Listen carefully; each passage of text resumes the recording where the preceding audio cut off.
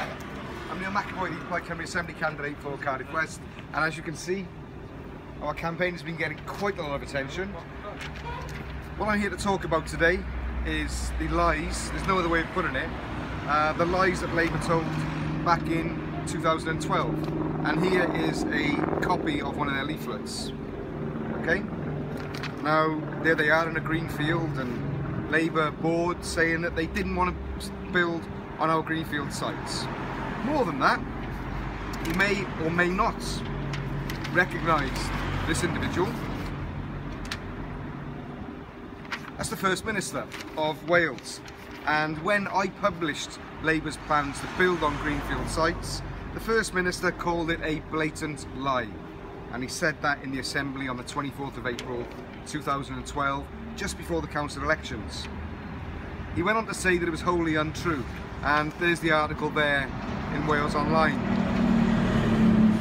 Interestingly, for people who live in Cardiff West, our Cardiff West AM also joined in and said that my scaremongering about them wanting to build on greenfield sites and having plans to was it was disgraceful scaremongering, he said. And he said that the First Minister had put the record straight.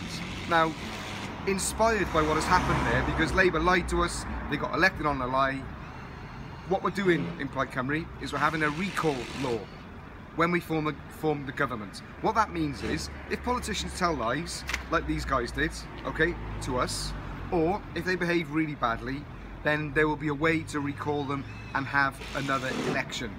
So, if you vote Plaid Cymru, politicians lying to you and then doing something completely different will be a thing of the past, and we'll put the power back with the people to get rid of these people who have a laugh really at our expense. If you want to save the greenfield sites in Cardiff, vote Plaid Cymru, and I'll tell you what, let's get rid of that shower, okay? Diolch yn fawr, thank you very much.